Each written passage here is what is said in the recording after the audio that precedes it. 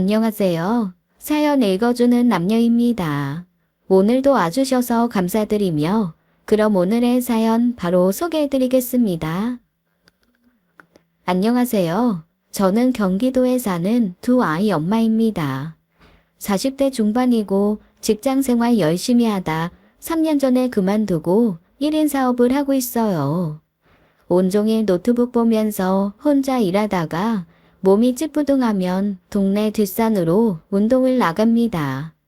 전 산을 좋아하는 편이에요. 특히 정상까지 올라가서 내려다보는 그 짜릿함. 그 맛에 등산을 하는 것 같네요. 살다 보면 평지도 있고 오르막도 있고 속 시원한 내리막도 있는데 전 단순하게도 이렇게 생각했어요.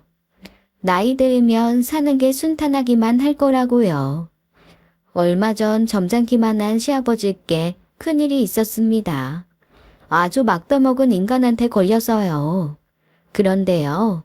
자기가 꼰 새끼줄로 자기를 묶는다고 그 못다먹은 인간 제가 한 방에 날아가게 만들었네요.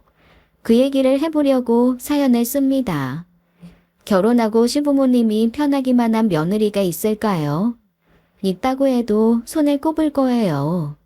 전 선머슴 같단 소리 듣는 성격이라 신혼 초부터 시부모님이 어렵기만 하더라고요. 왜 드라마 보면 살갑고 애교 많은 며느리 있잖아요. 전 보기만 해도 닭살이 돋았어요. 시부모님도 말씀이 많지 않으셔서 남편과 저 시부모님, 그때는 장가 안 간 시동생 이렇게 5 식구 모이면 TV를 꼭 틀어놔야 했습니다. 안 그러면 보건 수행도 아니고 너무 조용해서요. 우리 집이 원래 딸이기에 아버지도 삼형제 중 둘째시고 우리가 딸 낳으면 뉴스에 날 일이다 진짜. 그래도 며느리라고 나 하나인데 어쩔 땐 민망해 죽겠어. 없는 애교를 억지로 부릴 수도 없고. 별 걱정을 다 한다. 그냥 너답게 해. 우리 부모님 말 많은 거 싫어하셔. 그런데 거짓말같이 제가 딸을 낳은 거 있죠. 사실 아기 성별 50%인데 그 확률로 손녀를 낳아 안겨드리자 시부모님 180도 달라지셨습니다.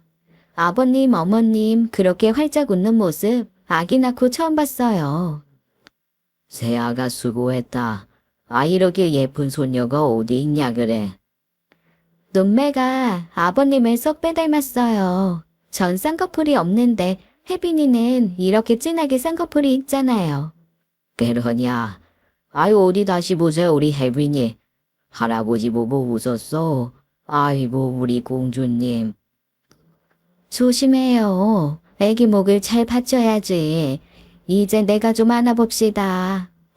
혜빈아 할아버지 풍이 변하지. 어이 할미한테 안 갈 거지. 제 딸이 태어난 뒤 집안 분위기가 확 달라졌습니다. 할 얘기도 많아지고 저절로 웃음꽃이 피더라고요. 그 뒤 2살 터울로 아들 낳고 시동생도 장가를 가고 이제 시부모님 걱정이 없으신 듯 했죠. 아버님은 공무원으로 정년 퇴임하셨고 집 한 채 갖고 계셨어요. 아들 둘 장가 보내느라 다른 재산은 없었지만 연금 받으시며 두 분 검소하게 생활하셨습니다. 씀씀이가 크지 않은 분들이라 별 탈 없으면 그냥 사시는 거였는데 건강검진에서 시어머니가 암 진단을 받으셨네요. 가족들 다 크게 놀랐고 병원에서 빨리 수술부터 하자고 해서 시어머니 당장 병원 생활 시작하셨습니다. 수술하시고 항암 진행하면서 2년이란 시간이 훌쩍 흘렀고요. 아버님이 어머님 간병 도맡아 하시면서 자식들한텐 신경 쓰지 마라 하셨지만 그럴 수가 있나요? 저도 들여다보고 남편이랑 시동생 내외도 번갈아 가며 시댁에 들렀죠. 맏며느리인 저는 병원이나 보험, 의료 장비 대여까지 만약을 대비해 알아보는 역할이었고 그쪽으론 도사가 됐어요. 가끔 어머님이 미안하다 하시면 제가 그랬어요. 약 드시고 관리 잘하시면 건강 회복하실 수 있어요. TV에도 많이 나오잖아요. 암 완치해서 잘 지내시는 분들이요. 그리고 어머님은 아버님이 계신데 무슨 걱정이세요? 전 진짜 깜짝 놀랐어요. 어머님 곁에 딱 붙어서 살림이며 약 챙기시는 거며 다 하시고 아버님 같은 남편 어디 흔해요? 저 양반도 젊었을 땐 안 그랬어. 나 없으면 큰일 날 것 같으니까 그런 거지. 에휴, 걱정 끼쳐서 미안하다. 아버님, 시간, 체력, 어머님께 다 쏟아부었고 자식들한테 손 안 벌리려 노력하셨지만 현실은 돈이 문제였습니다. 어머님 암투병 기간이 2년이 넘어가고 있었고 합병증으로 난치병까지 생기면서 아버님 초조하고 걱정되셨던 모양이에요. 아들 둘이 생활비랑 병원비 이렇게 저렇게 더 드리겠다고 하니 아버님은 화를 내셨습니다. 그리고 시아버지는 일을 해야겠다며 자식들에게 통보하셨어요. 나 일 구했다. 사무실 많이 들어가 있는 빌딩에 취직했고 야간 경비 일이야. 밤일이라 낮보다는 돈을 더 준다는구나. 너희 괜히 우리 준다고 돈 보내지 말고 신경 닦고. 자식들 다 놀랐어요.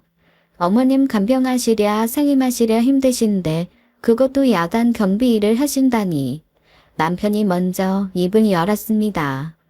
꼭 하셔야겠어요. 그러다 아버지까지 병나시면 어떡해요. 그럴 일 없다. 하다 좀 힘들면 간두면 되지. 일이라는 게 하기 막상 시작하면 어떻게든 하게 돼 있어. 졸린 거 참아보지 뭐. 안 그래도 새벽 일찍 눈 떠지는데 집에 있으면 뭐해? 그래도 밤에 4시간 주무시는 거랑 밤 새시고 낮에 눈 붙이시는 건 천지 차이죠. 아버님, 이번 일은 일단 못한다고 하시고 낮에 하실 수 있는 일 찾으시면 어떨까요? 저랑 혜빈 아빠가 방법 찾아볼게요. 난 괜찮다. 일단 뛰어들어 볼 거야. 너무 걱정들 말아라. 내 마음은 오히려 가벼워. 돈 걱정하면서 마음 무거운 것도 싫고. 그리고 낮에 일은 못하지. 니들 엄마 돌봐야 하는데. 그런 줄 알고 각자 생활들 열심히 해. 그렇게 아버님은 야간 경비 일을 시작하셨어요. 오전에 퇴근하셔서 잠깐 눈 붙이셨다가 어머님 챙기시고 빨래 청소도 조금 해두셨죠. 저도 며칠에 한 번씩 시댁에 들렀어요. 남편이 가기도 하고 제가 가기도 하고 둘 다 맞벌이였기 때문에 주로 아버님 안 계시는 밤에 들렀습니다. 어머님은 아버님과 같이 이른 저녁을 드셨고 일찍 잠자리에 드셨어요. 그러면 저나 남편이 가서 설거지를 해놓거나 쓰레기 분리수거, 욕실 청소 같은 걸 해놓고 왔죠. 아버님은 괜찮다 하시지만 솔직히 자식들은 걱정이 많이 됐습니다. 시동생 내외는 갓 태어난 쌍둥이 돌보느라 정신이 없어서 저랑 남편만 시부모님을 챙겼죠. 가끔 동서가 미안하다고 전화를 해왔어요. 형님, 저예요. 죄송해요. 전 가보지도 못하고 어머님 혼자 계실 때 형님이랑 아주버님이 번갈아 가신다고 들었어요. 그렇지 뭐. 쌍둥이들 잘 있어? 너무 예쁜데 또 그만큼 힘들지? 그래도 한 방에 아들, 딸 다 낳은 건 축복인 거 알지? 애기 키우느라 바쁜데 어딜 와. 걱정 말고 쌍둥이 사진이나 어머님, 아버님께 자주 보내드려. 보고 싶다, 애기들. 상황이 이러니 어쩌겠어요. 저도 직장일 하랴 애들 키우랴 바빴지만 시부모님 챙기는 것도 소홀히 할 수 없었습니다. 가끔 친정집에 가는 게 유일한 낙이었어요. 친정 부모님은 시골에서 노후를 보내고 계셨습니다. 친정아빠는 경찰이셨는데 근무 중에 다치시는 바람에 은퇴하셨고 그 뒤 도시 생활을 정리하고 고향에 가셨어요. 제가 시아버지 소식을 전하니까 친정 부모님도 안타까워하셨습니다. 그 점잖은 양반이 경비일을 버틸 수 있을까? 아파트보다는 나을 것 같긴 해도 적지 않게 민원이 많을 거라고. 사람 다 퇴근한 야간 시간에 하시는 거고 입주해 있는 사무실 사람들 다 점잖대요. 그래도 참주려가며 하는 일은 시간 지나면 힘드실 텐데. 안 되겠다. 가영아, 엄마가 몸에 좋은 나물이랑 반찬거리 많이 싸줄 테니까 이건 따로 사돈 어른 갖다 드려. 잘 드셔야 일을 하시지. 엄마는 농사 지으신 야채, 곡식, 몸에 좋다는 말린 약초 같은 걸 잔뜩 싸주셨습니다. 어떤 건 끓여 먹어야 좋고 어떤 건 들기름에 묻혀야 좋다고 하시면서 꼭 시부모님 드리라고 하시면서요. 친정엄마가 싸준 반찬에 이것저것 시댁에 가져가면 시부모님 참 좋아하셨어요. 갓 단 싱싱한 참외, 토마토, 아삭이 고추며 무농약 양배추까지 시부모님 드시기 편하시게 손질까지 해두고 나오면 그렇게 뿌듯할 수가 없었습니다. 꼭 감사하다고 전해드려라. 매번 이렇게 받기만 해서 어떡해. 잘 드시면 그걸로 좋으시대요. 드시고 입에 맞으시면 꼭 말씀해 주세요. 저희 엄마 아빠 그 전화만 받길 기다리실걸요. 더 보내고 싶으셔서요. 고맙구나 정말로. 다 맛있고 입에 잘 맞아. 아껴 먹을게. 아껴 드신다는 얘기에 괜히 속상하더라고요. 자식들 다 출가시키고 여행 다니시며 즐기실 나이에 아버님 다시 생활전선 나가시고 어머님 저렇게 아프시니 얼른 어머님 나으셔서 두 분 생활도 나아지셨으면 했습니다. 아버님은 야간 경비 일을 시작하신 지 어느새 1년이 지났어요. 자식들 걱정이 무색할 만큼 아버님은 일도 어머님 간병도 소홀히 하지 않으셨죠. 남편은 아버님이 정신력으로 버티시는 것 같다고 했습니다. 저는 가끔씩 아버님 야참을 싸서 빌딩으로 갔어요. 출근 전에 저녁 식사를 잘하시면 좋은데 어머님 챙기시느라 저녁을 거르고 가실 때가 종종 있었거든요. 좋아하시는 반찬에 잡곡밥에 건강차를 우려서 갖다 드리면 뭘 이런 걸 갖고 오냐고 하시면서도 참 좋아하시고 잘 드셨습니다. 그날도 아버님 맛있게 드시는 모습 보려고 했는데 글쎄 못 볼 꼴을 보고야 말았어요. 차를 세우고 빌딩 사이를 걸어 들어갔는데 저쪽 아버님 근무하시는 빌딩 현관에 사람들이 모여 있더라고요. 누가 막 큰 소리를 지르고 있었고 도둑이 어떻고 경찰이 어떻고 하는데 괜히 기분이 쎄했습니다. 도둑이 들었나 보네. 근데 아버님 일하시는 빌딩 같은데 무슨 일이야? 사람들을 뚫고 들어가 봤더니 글쎄 우리 아버님이 웬 남자한테 멱살이 잡혀서 곤욕을 당하고 있는 거였어요. 경비랍시고 이래도 되는 거야? 하는 일도 없이 어슬렁거리더니 남의 것 훔쳐가는 것도 속이 편하디? 이 도둑놈아. 무슨 오해가 있나 본데. 나 아닙니다. 이보세요 사장님. 일단 이 멱살 좀 놓고 얘기해요. 이런 경우가 아니죠. 경우 내 물건이나 내놔. 도둑질 해놓고 어디서 오리발이야. 이날 이태껏 남의 거 손댄 적 단 한 번도 없습니다. 하늘에 맹세코 단 한 번도 없다고요. 잘못 보신 겁니다. 점입가경으로 그 남자 아버님 멱살을 잡고 흔들면서 욕을 하고 아버님 면전에 침까지 뱉으려고 하더라고요. 아버님이 막 저항하고 아니라고 하니까 그 남자 지분을 못 이겨 글쎄 아버님 뺨을 때리려고 하는 게 아니겠어요? 혼비백산 정신이 나가 제가 나섰습니다. 어머머, 지금 뭐 하는 거예요? 왜 이러세요? 이 손 놓고 얘기해요. 누구한테 누명을 씌워요? 어따 대고 욕을 하고 도둑이라고 모는 거냐고. 정말 기가 막혀 죽겠네. 아버님, 괜찮으세요? 난 아니다. 이 사장님이 오해를 해서. 사장님은 무슨 사장님? 아저씨, 누구한테 누명을 씌워? 아저씨가 경찰이야 뭐야? 아니 깡패야. 왜 사람을 때리려고 하는데? 이 여자가 뭔데 끼어들어. 그럴 만하니까 그러지. 이 재수 털려. 우리 아버님, 당신 같은 사람한테 손가락질 당할 그런 분 아니라고. 뭔가 단단히 오해를 하고 이러는가 본데 당장 사과해요. 당장요. 며느리라 이건가? 이것은 도둑놈의 집안이구만. 당신도 어디 가서 도둑질 하나 보지? 남의 물건 훔쳐간 양반 감싸고 노는 폼이 딱 그런데. 그 소리 듣는데 끓는 물에 주전자 뚜껑 날아가더라고요. 저도 눈이 돌아갔습니다. 말 함부로 하시네. 우리 친정아버지 경찰이고 모범 경찰상까지 받은 사람이야. 이거 왜 이래? 도둑놈의 집안? 아저씨, 이렇게 깡패짓 하는 건 자랑스러운 짓이에요. 내 선량한 시아버지한테 덤터기를 씌워. 댁 사정은 모르겠고 내 사무실에서 금이 없어졌고 의심 가는 인간 이 사람뿐이라고 CCTV에 다 찍혀 있어. 귀신이 찍혔나 보네. 어디 봅시다. 우리 아버님이 그랬는지 어디 보자고요.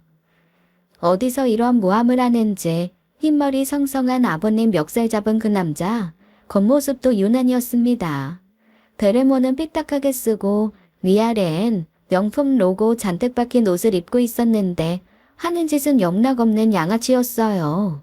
그 남자 말로는 자기 3층 사무실에 금이랑 귀중품을 보관해뒀는데 그게 일부 사라졌다는 거였습니다. 가져갈 사람은 우리 아버님밖에 없다고 우기고 있었어요. 이럴 줄 알고 내가 CCTV를 단 거야. 세상에 미들 인간 하나 있는 줄 알아? 경비라고 하면 의심 안 받을 줄 알았나 보지? 그 남자 사무실 입구 앞 CCTV를 살펴보니 새벽에 사무실 입구를 지나가는 사람은 야간 경비였던 시아버지 뿐이었습니다. 베레모 그 남자는 시아버지를 범인이라 확신해 경찰까지 불렀고요. 도둑놈이 경비를 해. 고양이한테 생선 맡겼네. 어디 콩밥 좀 먹어보셔. 남의 금부치로 훔쳐놓고 아니라고 잡았대. 인간아, 그렇게 늙고 싶냐? 이거 봐요.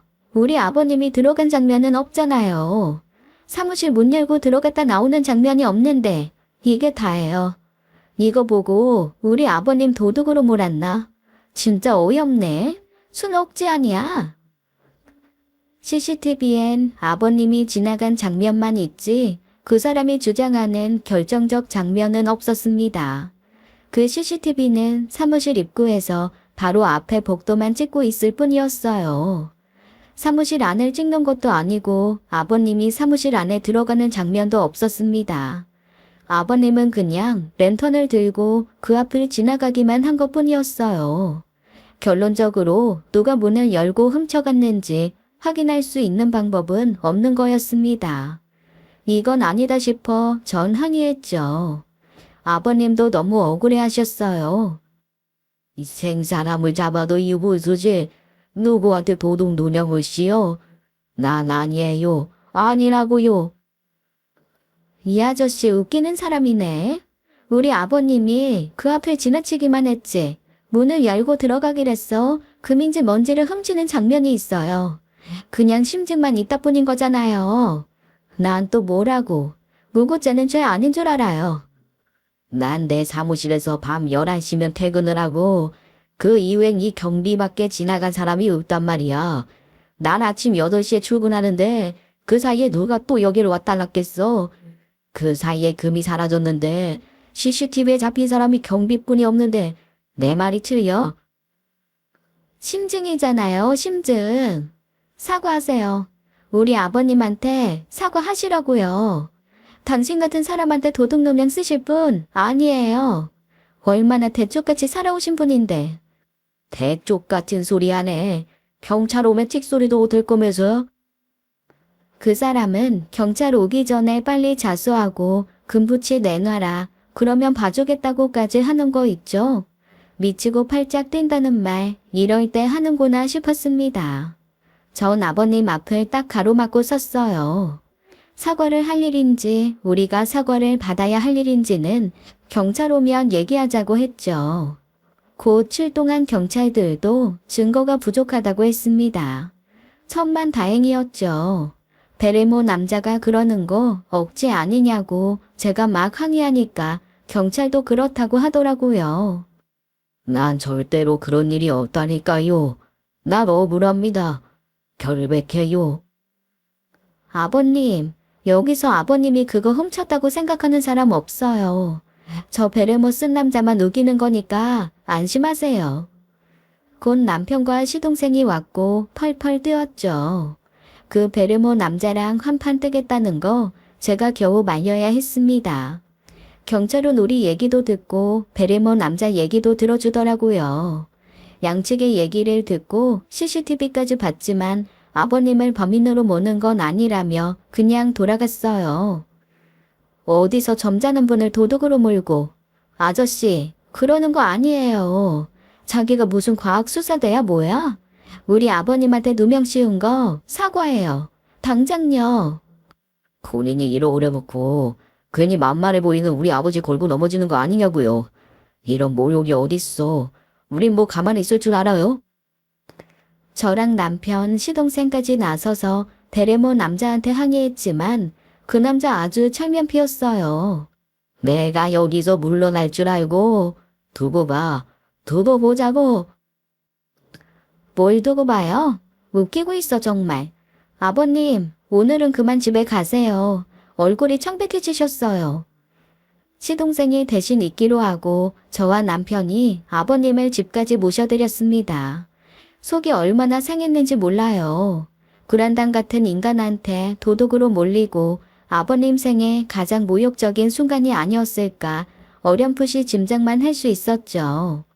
어머님은 우리가 들어가니까 깜짝 놀라셨어요.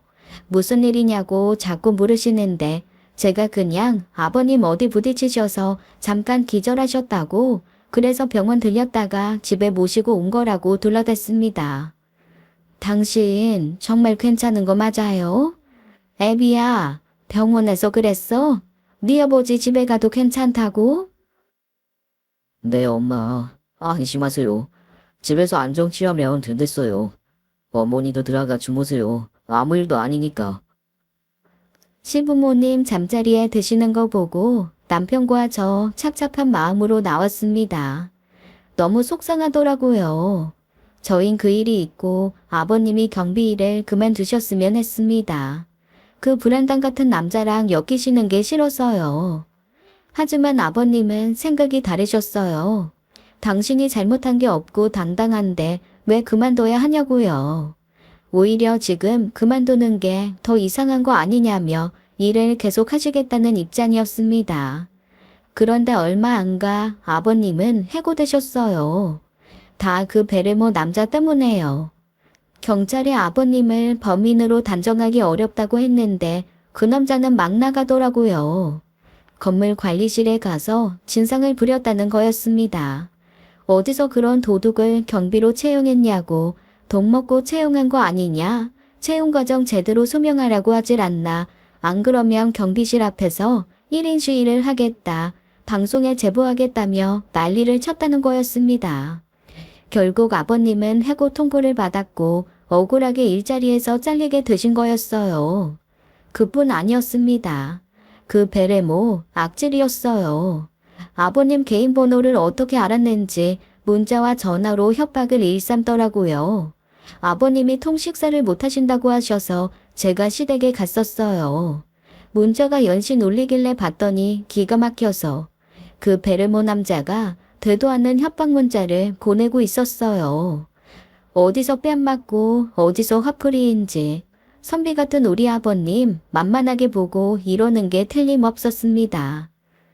이 인간 제정신이 아니네.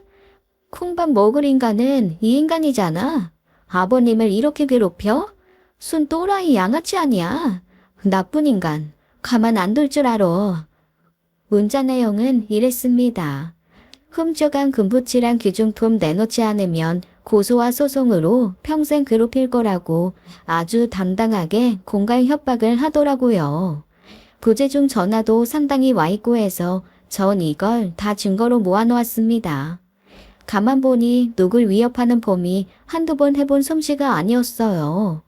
자기보다 약해 보이는 사람한테 으름장 놓고 위협하는 게 양아치가 따로 없었습니다. 제대로 혼쭐을 내주지 않으면 우리 아버님 계속 당하실 것 같았어요. 당연히 자식들 다 들고 일어났죠. 내가 알아봤는데 이미 문자 내용만 봐도 공갈 협박죄야. 당장 변호사 선임해서 혼쭐을 내줄까? 진짜 피가 거꾸로 솟는다. 우리 이렇게 가만히 있어도 되는 거야? 아버지 밥도 못 드시잖아. 소송이란 게 한 번 시작하면 고통 골치 아픈 게 아니에요. 비용도 만만치 않고. 소송 길어지면 그때마다 저 불안당이랑 엮일 텐데 그게 더 고역일지도 몰라요. 뭐 좋은 방법 없을까? 단칼에 한 방에 보내버릴 수 있는 그런 거. 나도 소송은 아닌 것 같아. 그 인간 하는 걸로 봐선 죄 없는 사람 걸고 넘어지는 게 익숙한 것 같던데 괜히 소송 길어지면 우리만 손해야. 아이 그럼 억울하고 분한 걸 어떻게 할 건데. 아버지는 왜 그런 일을 한다고 해서 그냥 집에 계시지. 그렇게 말하는 시동생 마음도 이해가 안 되는 건 아니었습니다. 아버님 속상하기도 하고 자식들 앞에 면목도 없으신 것 같았어요. 물론 잘못하신 건 하나도 없지만요. 며칠 후 아버님은 몸살에 걸리신 것 같다고 하시더니 몸져 누우시더라고요. 너무 억울하셔서 생병이 나신 것 같았어요. 어머님도 걱정이 이만저만이 아니었습니다. 전 아버님 병원 모시고 가서 수액 맞춰드리고 다시 그 불안당을 찾아갔어요. 사과를 받아내려고요. 군에서 가만히 있을 수가 없었습니다. 전 낮에 사무실에 쳐들어갔어요. 근데 분명 사람은 있는 것 같은데 문을 잠가놨더라고요. 뭔가 상당히 수상쩍었어요. 이 인간 뭐 구린 일 하는구나 라는 생각이 들었죠. 여보세요? 문 좀 열어보세요. 안에 사람 없어요? 누구야? 누군지는 열어보면 되잖아요. 할 말 있으니까 열어요. 백주대낮에 사무실 문을 왜 걸어 잠가요? 이상하네 진짜. 그때 걸컥 문이 열리더라고요. 안에서 중국 음식 냄새가 확 풍겼습니다. 큼큼한 쓰레기 냄새도 나는 것 같고요. 아, 밥 먹는데 누구시오? 나 당신 때문에 해고된 경비 며느리예요. 왜 우리 아버님 잘리게 했어요? 잘못한 것도 없는데. 이 아줌마가 여기가 어디하고 찾아와? 잘못한 게 왜 없어? 그 인간한테 내 금이나 내놓으라고 해. 혼쭐 나고 싶지 않으면. 어따 대고 반말이야. 우리 아버님 당신 물건 훔쳤다는 증거도 없잖아. 당장 사과해요. 관리실 가서 우리 아버님 복직해달라고 하고 정식으로 사과하라고요. 사과는 마트에 가서 찾고. 아줌마, 할 일이 그렇게 없어? 도둑질한 시애미 편들어주고 다니게. 아이 꺼져 당장. 코앞에서 문이 쾅 닫혔어요. 정말 씨알도 안 먹혔죠. 관리실에 가서 말도 해봤지만 그 직원들도 피해자라면 피해자였어요. 베레모스는 그 불안당 때문에 여간 골치 아픈 게 아니라고, 그 사람 말 안 들어주면 매일같이 괴롭힐 게 뻔하다고 고개를 절레절레 젓더라고요. 이대로 물러날 제가 아니었습니다. 우리 아버지 경찰로 날리셨을 때 일 정말 잘하셨거든요. 그 피를 제가 물려받았는지 한번 꽂히니까 이 일 제대로 해결해야 직성이 풀리겠더라고요. 전 빌딩이 마주 보이는 카페에 죽치고 앉아 방법을 찾았습니다. 분명 방법이 있을 텐데. 뭔가 상당히 구려. 저 양아치 분명 약점이 있을 거야. 빨대를 잘근잘근 씹으면서 고민을 해봤더니 하나 떠오르는 게 있더라고요. 그 베레모 남자 하는 짓이 딱 진산이었습니다. 자기 마음대로 안 되면 고성부터 지르는 사람인 것 같은데 평판이 좋을 것 같진 않았어요. 전 카페 아는 지인한테 부탁해 쿠키를 대량 주문했습니다. 그걸 낱개로 포장해서 빌딩에 입주한 사무실을 찾아다니기 시작했어요. 일단 사정 들어주는 데 있으면 들어가서 자세히 물어보자 싶었습니다. 다른 층은 몰라도 3층 사람들은 저한테 무척 호의적이었어요. 그 베레머슨 아저씨가 같은 층 사람들한테도 진상짓을 한 것 같더라고요. 안녕하세요. 바쁘신데 죄송합니다. 얼마 전에 해고된 경비 아저씨 며느리예요. 뭐 좀 여쭤보려고요. 아, 네. 아, 그 일은 진짜 말도 안 돼요. 솔직히 경비 아저씨 쫓겨난 거나 마찬가지예요. 분리수거도 잘해주시고 진짜 좋으셨는데 그런 짓 하실 분 아닌 거 우리 다 알아요. 그쵸. 아버님, 아직도 억울해하세요. 평생을 얼마나 정직하게 사셨는데요. 그래서 말인데요. CCTV가 그 베르모 아저씨 사무실 앞에 하나 달려 있던데, 거기 말고 다른 데는 없나요? 있어요. 저희 얼마 전에 설치했어요. 진짜요? 정말 희소식이었습니다. 그 사무실은 3층 공용 화장실 앞에 있었어요. 위아래로 술집과 노래방이 있어서 취객들이 화장실을 찾다가 문이 잠겨 있으면 노상 방뇨를 하는 일이 종종 있었대요. 사무실 직원들은 너무 짜증이 나서 문 앞에 CCTV를 설치해 두었고요. 그 CCTV 각도를 보니까 문제의 베르모 아저씨의 사무실 입구도 나왔습니다. 눈이 번쩍 뜨였어요. 그 CCTV 좀 볼 수 있을까요? 이 은혜는 진짜 안 잊을게요. 은혜라니요. 저 베레모 아저씨 목소리만 크고 평소 거만하게 굴어서 저희도 싫어요. 화장실도 혼자 문 잠가놓고 오래 쓰고 완전 징상이라니까요. 그 직원들은 온라인 쇼핑몰을 하고 있었는데 아버님이 일도 잘 도와주시고 친절하셔서 좋았다며 절 흔쾌히 도와주더라고요. 그분들이 보여준 CCTV를 확인해 보니 결과는 충격적이었습니다. 데르모 남자가 보여준 CCTV에선 안 보였던 모든 장면들이 다 보였어요. 금이 없어졌다는 날 새벽에 어떤 남자가 베레모 아저씨 사무실에 들어가는 게 보였습니다.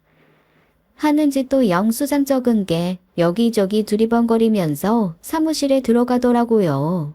저만 본 게 아니라 사무실 직원들도 다 같이 확인했어요. 저기 보이죠? 젊은 남자 들어간 거 보셨죠? 네. 정말 내가 이럴 줄 알았다니까. 보길 정말 잘했네요. 내 소리 다 시원하네. 직원들 다 같이 소리 지르고 박수치고 난리였어요. 전 바로 경찰에 이 사실을 알렸습니다. 그리고 베레모 아저씨를 불러서 같이 경찰서로 갔어요. 이거 봐요. 이 새벽에 아저씨 사무실에 들어간 사람 따로 있잖아요. 이 젊은 남자 뒤통수 잘 보라고요. 우리 아버님 아니잖아요. 그 베르모 남자는 인상을 팍 찌푸리더니 아무 말도 안 하더라고요. 그러더니 혼자 중얼거리는데 분명히 아들 어쩌고 하는 것 같았습니다. 뭐라고 했어요? 지금 아들놈 어쩌고 하지 않았어요? 설마 이 남자 아저씨 아들이에요. 그럼 뭐 마주마가 어쩔 건데. 내 아들놈이 내 사무실에 들어온 건데 뭐 어떻게 하라고. 뭘 어떻게 하긴. 이봐. 아저씨 아들이 들어갈 땐 없던 쇼핑백 들고 나오네. 범인은 아저씨 아들이잖아. 당장 우리 아버님한테 사과해요. 이래놓고 누명을 씌우고 그 난리를 쳐. 제가 하도 기막혀 난리를 치는데도 그 베레모 아저씨 꿈쩍도 안 하더라고요. 되려 이런 말 같지도 않은 소리를 짓거렸어요. 멀쩡히 경비가 있는데 이런 걸 보고만 있냐. 직무유기다. 자기 할 일 못한 건 맞지 않냐. 어쨌거나 금을 도둑 맞은 건 경비 잘못이라는 개소리였습니다. 하다 이런 멍멍이 소리까지 듣고 나니 저의 인내심은 바닥이 나고 말았어요. 이 아저씨 통 잘못한 걸 모르네. 우리 아버님 아저씨 때문에 병났다고요. 점잖은 분한테 억울하게 누명 씌워놓고 아니면 그만. 아저씨 정식으로 우리 아버님한테 사과하세요. 평생 소송으로 괴롭혀주겠다고 협박한 것까지 다 무릎 꿇고 사과하라고요. 나는 직업 윤리를 얘기하는 거 아니야. 그럼 경비가 잘했어? 경비납시고 후레쉬 들고 한가하게 돌아다니기만 하면 되는 일이냐고? 경비이기 이전의 사람이고 존중받을 사람이라는 거잖아요, 내 말은.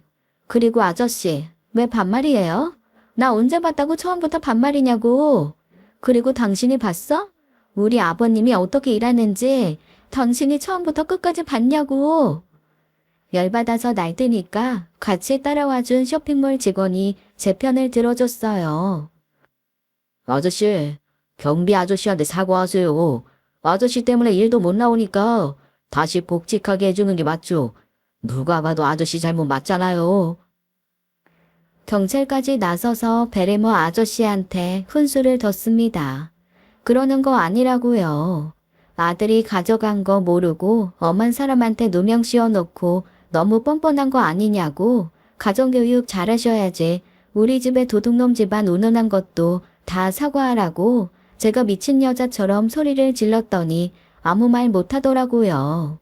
당장 아들을 불러내라고 하고 경찰서에서 버텼습니다.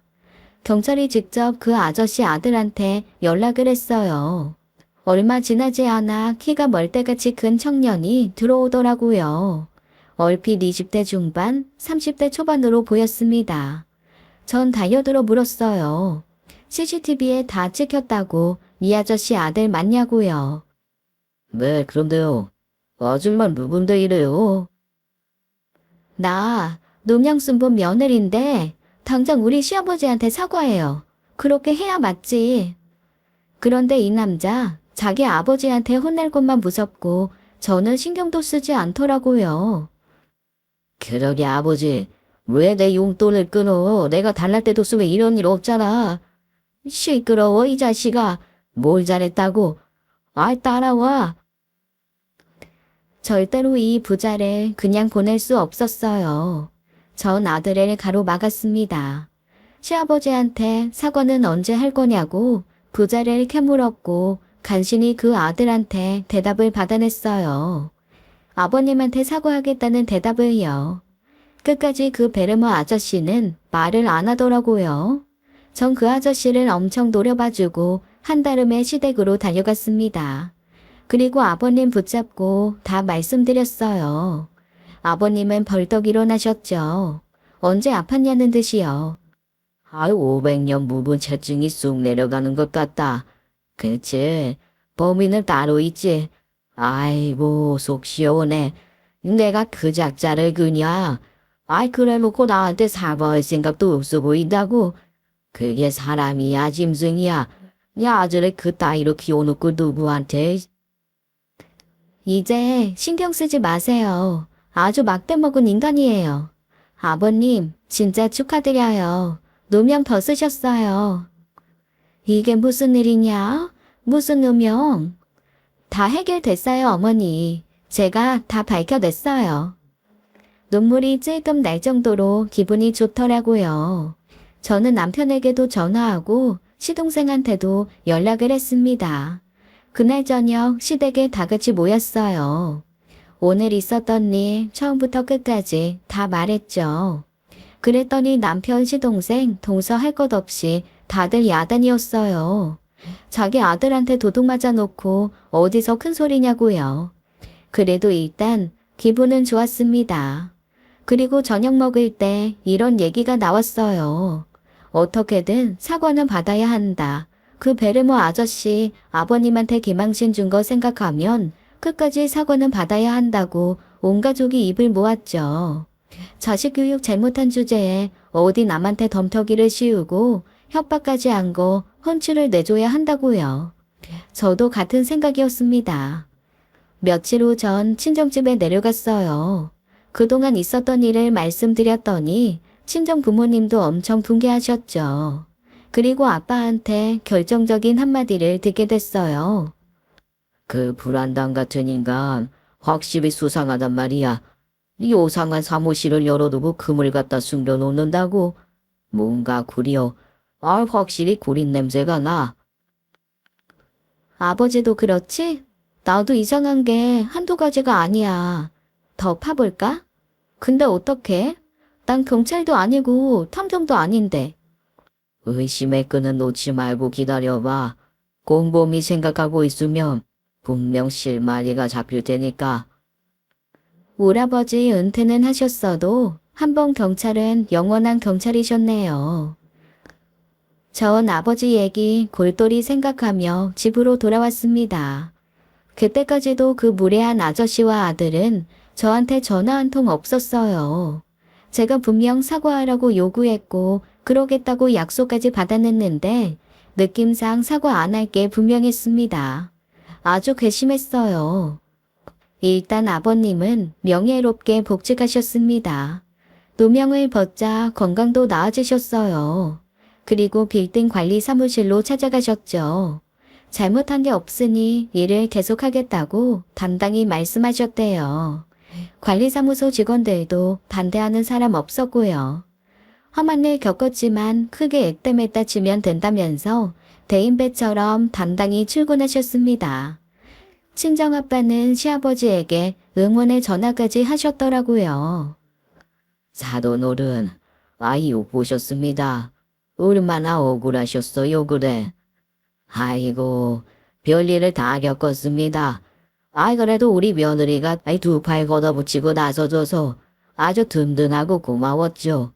며느리 아니었으면 큰일 날 뻔했어요. 당연히 나서야죠. 어려운 일에 누구보다 먼저 나서주는 게 그게 가족 아닙니까? 하하. 그리고 실마리는 의외의 곳에서 풀렸습니다. 세상 좁은 거 실감했어요. 아이 친구 엄마를 만나 근황을 나누다가 아버님이 겪은 일을 털어놓게 됐죠. 성격 활발하고 시원시원해 잘 통하는 지인이었어요. 그 엄마 한 동네 오래 살았고 부동산 일도 해서 동네 소식통이기도 했습니다. 아버님 노면 벗게 돼서 다행이야. 그 인간들 생긴 것도 돈 자랑만하게 생겨서 사람 만만히 보고 얼마나 막대하는지 이제 그 비슷한 사람만 봐도 경기를 하겠다니까. 나 그 사람 누군지 알 것 같아. 어떻게? 베레모 쓰고 다니고 명품 로고 엄청 크리바틴 옷만 입는 댔지? 그 졸부진상 여기저기서 똥 뿌리고 다니네. 졸부? 그 사람이 졸부야? 외제차에 명품에 하도 돈 많다고 유세를 하고 다녀서 동네에서 졸부라고 소문이 났다는 거였습니다. 알고 보니 그 지인과 같은 아파트 살고 마주보는 동에 사는데 주차 문제로 하루가 멀다 하고 시끄럽게 굴어 유명 인사래요. 부자가 외제차 한 대씩 있는데 그걸 얼마나 애지중지하는지 꼴불견이라는 얘기였습니다. 아버지 금 훔쳐간 도둑놈 아들도 그 지인이 아는데 구전자전 그 아버지의 그 아들이라고 아파트 경비 아저씨들한테도 엄청 못되게 군다는 거였어요. 이런 말 좀 그런데 유전자가 잘못됐는지 꼭 남 무시하고 하대하고 그 짓거리를 해야 직성이 풀리나 봐. 우리 아파트도 맨날 시끄러워. 그 부자가 온통 휘젓고 다녀서. 그렇게 돈 자랑은 하면서 이사는 왜 안 가나 몰라. 아파트 경비분들한테도? 진짜 웃기는 사람들이네. 그럴 거면 고급 빌라 같은 데 가서 살지. 여기서 왜 그러고 산대? 진짜 웃긴다. 게다가 외제차에 흠집이 조금이라도 생기면 블랙박스 뒤져서 근처 지나간 사람을 쥐잡듯 잡는다고 하더라고요. 그런데 그 베르모 아저씨랑 아들 같은 층에 마주보고 산다는 얘기를 들었습니다. 그 부자 사이도 평범하진 않겠다는 생각이 들었어요. 코앞에 살면서 아들이 아버지 금부치를 훔치고 아버지는 그런 아들의 행각을 모른 채 한다는 것도 이상하고요. 진짜 졸부가 맞긴 한 건지 전 혹시 몰라 그 베레모 부자의 등기부를 열람해봤습니다. 기절 초풍하는 줄 알았어요. 졸부라더니 그렇게 있는 티를 내고 다니더니 순깡통집에 빚잔치잖아. 세금 체납에 차압까지. 이런 상황에 금부치는 또 왜 있고. 어머 이 사람들. 진실은 멀리 있지 않았습니다. 그 부자들 사는 집 거의 깡통이었어요. 집값에 버금가는 많은 대출과 세금 미납으로 국세청에 차압까지 당해 있었죠. 그 사무실에 금부치를 숨겨둔 이유가 만천하에 드러났어요. 전 머리를 굴려봤습니다. 어쩌면 골드바 말고도 현금화할 수 있는 물건들이 더 있을지도 몰랐어요. 그래서 그렇게 예민하게 군 거였죠. 그럼 그렇지. 어디서 방귀 냄새 솔솔 풍긴다 했다. 세금 탈세, 빚도 안 갚으려고 꼼수 쓴 거네. 사무실에 금이랑 돈을 잔뜩 숨겨놨구만. 범죄자 주제에 우리 아버님을 망신을 줘. 전 그 사무실이 뭐 하는 데인지 차근차근 알아보기 시작했습니다. 간판도 없고 상호도 없고 주식 투자를 하는 건지 하여간 개인 사무실은 맞는데 사적인 공간으로 쓰고 있더라고요. 아버님 말씀 들어보면 내부는 크지도 작지도 않지만 같은 평수 사무실에 온라인 쇼핑몰하는 업체가 많이 들어와 있는 걸 보면 짐을 쌓아둘 정도는 되는 것 같았어요. 그리고 사무실에는 주로 베레모를 쓴 아저씨가 상주한다는 것도 알아냈습니다. 아들은 거의 안 왔는데 더군다나 금붙이 훔쳐간 뒤로는 얼씬도 하지 않는다고 하더라고요. 그 안에 뭔가 있어. 확실히 있다고. 전 주말에 그 부자가 사는 아파트에서 잠복을 했습니다. 그 인간들 어떻게 사는지 눈으로 확인을 해야 했어요. 그랬더니 세금 미납에 빚잔치 하는 것 치고는 무척 호화롭게 살더라고요. 베레모 아저씨 토요일 아침에 외제차 몰고 나가더니 골프 연습부터 하고 비싼 식당에서 대낮부터 와인에 랍스타에 고급 음식들만 배 터지게 먹고요. 오후에는 백화점 명품관에서 신나게 쇼핑을 하더라고요. 그 부인이라는 사람도 처음 봤는데 부창부수. 명품관에서 물건을 사재 끼고 그걸 현금으로 지불하는 걸 목격하게 됐습니다. 다음에 또 신상품 나오면 연락 줘. 이 번호로. 어머 사모님, 핸드폰 번호 또 바꾸셨어요? 핸드폰 새 걸로 바꾸면서 번호도 갈아치웠네. 다음번엔 그 뭐야, 백화점 VIP 불러서 팁해준다며? 네, 디너 파티 있어요. 꼭 오세요 사모님. 현금 펑펑 쓰면서 백화점에서 사모님 소리 들으며 기부인 흉내내며 살더라고요. 게다가 아버지 골드바 훔쳐간 아들은 부부인지 여자친구인지 커플로 다니는데 운동하러 가는 척하면서 다른 여자 만나고 문어발식으로 바람까지 피고요. 식구들이 몽땅 예의 도덕은 물 말아먹은 데다 준법 정신도 없는 게 한눈에 보였습니다. 그 아들도 대신 주최해주시는 분이나 경비 아저씨한테 막대하는 모습이 참 눈살을 찌푸리게 했습니다. 그래, 네가 보고 배운 게 있겠니? 어쩌면 저렇게 아버지를 닮았을까? 내가 당신들 정의의 이름으로 용서하지 않을 거야. 어디 혼쭐 좀 나봐라. 전 그 가족들이 어떤 호화 생활을 하는지 하나하나 다 기록하고 파일로 남겼습니다. 이건 절대로 그냥 지나칠 수 없는 문제였어요. 증거 다 모으고 남편에게 말했죠. 이 사람들 어떻게 혼쭐 내주면 좋겠냐고요.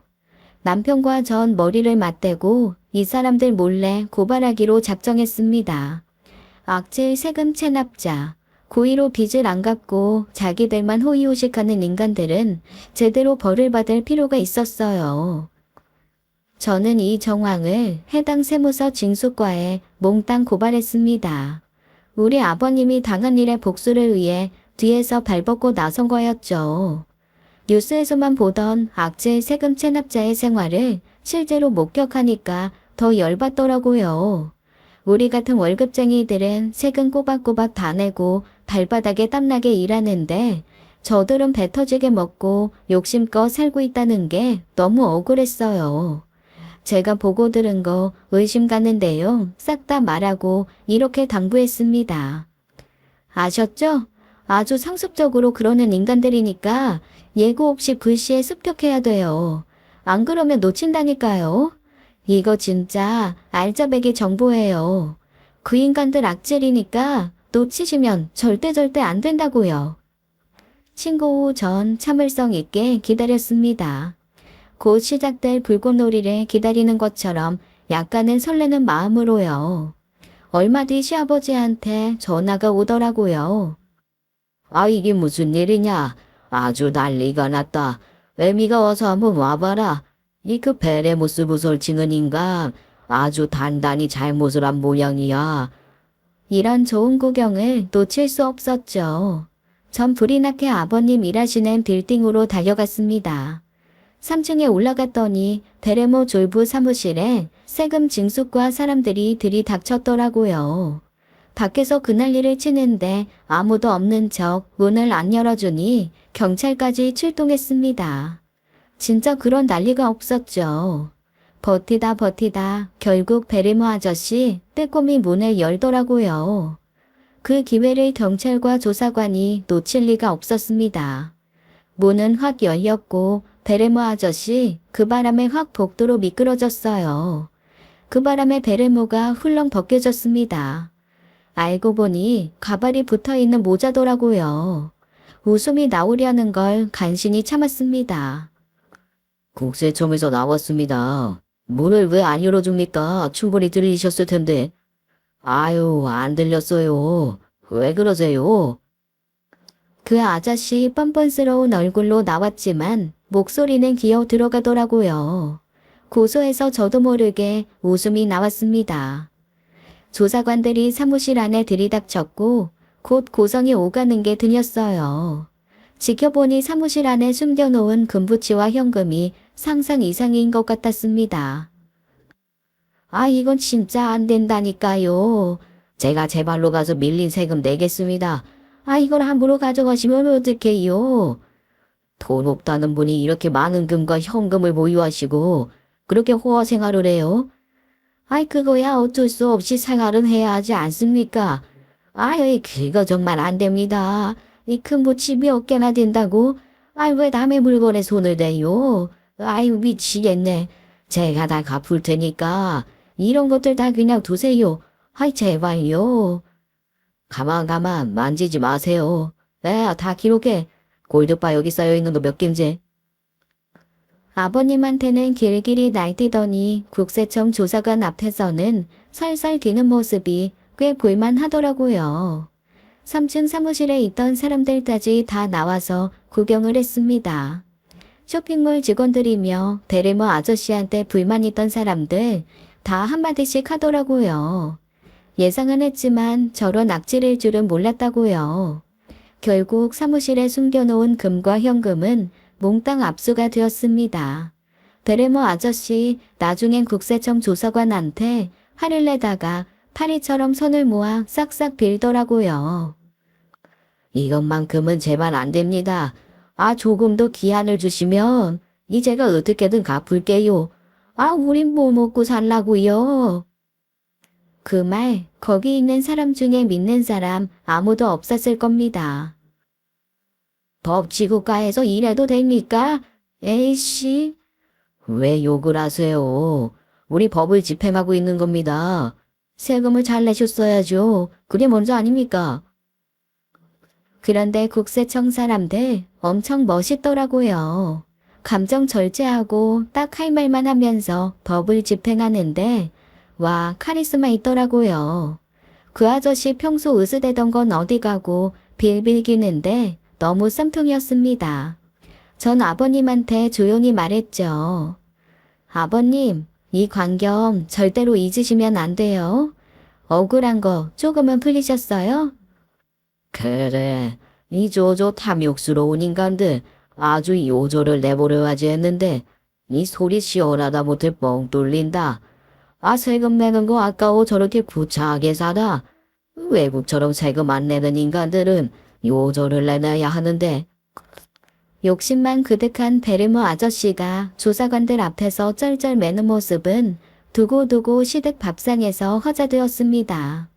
그 아저씨 명품 로고 박힌 옷도 막 벗어 제끼면서 이거 카피 상품이라고 변명하던 모습도 진짜 웃겼어요. 실은 그거 진짜 명품인 거 조사관들은 안 속더라고요. 시간이 지나고 아버님은 그제야 모든 게 이해된다고 하셨습니다. 야간 경비일 시작하자마자 그 아저씨 아주 날카롭게 굴면서 잔소리가 많았대요. 경비일 제대로 하라면서 감시하듯 굴고요. 그게 다 자기 뒤가 캥기니까 그런 거였습니다. 그게 뭐냐? 아, 세금 낼 거 내고 빚진 거 있으면 갚으면서 발 뻗고 살 것이지. 아, 구차하게 살면서 남한테 해코지 나는 게 나이살이나 먹고 알 짓이야. 알고 보니까 내 전임자도 그 사람 때문에 나갔더라고. 정말요? 그 등살에 시달리다가 나갔나 봐요. 나쁜 끝은 반드시 있댔어요. 그 사람들 고생길이 훤할 거예요. 자기들이 지은 죄 다 그대로 받느라고요. 시동생과 동서는 그 좋은 구경거리를 놓쳤다고 야단이었죠. 아버님은 그 뒤로 빌딩 경비 일을 계속하고 계세요. 세력이 받쳐줄 때까지는 하시겠다는 각오세요. 결국 3층 문제의 사무실은 비워졌대요. 같은 층의 사무실 사람들 하나같이 알턴이 빠진 것처럼 속 시원하다고 좋아했다고 들었습니다. 친정아버지는 이 사건의 전말을 들으시고 한참 동안 웃으셨어요. 결국 그 인간들 혼쭐을 내줬구나. 잘했다. 네가 부린 인간들은 꼭 뭘 흘리고 다니지. 이 세상에 완전 범죄가 어디 있어. 그런 무리로 누구 속이려고. 속 시원해 정말. 아버님도 그 사람들 나가니까 일하시는 게 훨씬 편하시대요. 앞으로 할 수 있을 때까지는 계속 일하시겠대. 몇 달 뒤 지인 통해 그 부자가 이사 갔다는 소식을 들었어요. 외제차 2대도 견인이 됐고요. 그 전에 국세청 사람들이 양쪽 집에 들이닥쳐 뭘 싹 다 압수해 갔다고 하더라고요. 또 그 아파트 2채 경매가 진행되었다고 들었습니다. 집도 통째로 날린 것 같았어요. 탐욕만 부리던 그 가족들 결국 탈탈 털리고 무일푼이 든 거죠. 게다가 그 아들은 바람핀 걸 와이프한테 들켜서 온 동네가 떠나가게 부부싸움하고 꼴사납게 동네를 떠났다고 들었습니다. 그 사람들 가니까 온 동네가 다 평화로워. 미꾸라지 한 마리가 흙탕물 만들고 얼마나 골치 아팠는데 우리 동네 사람들 요새 다 웃고 다녀. 주차할 때도 얼마나 서로 배려하는지 분위기가 다 바뀌었다니까. 그래? 그 동네 분위기 좋다고 집값 오르는 거 아니야? 그래주면 땡큐고.